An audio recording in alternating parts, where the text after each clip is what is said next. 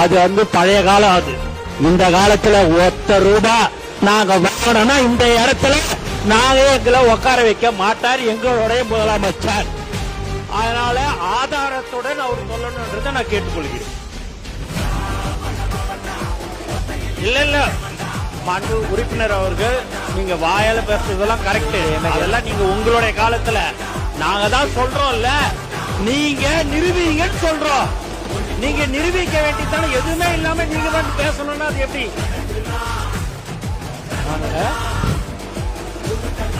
யாரு போட்டிருக்கிறா?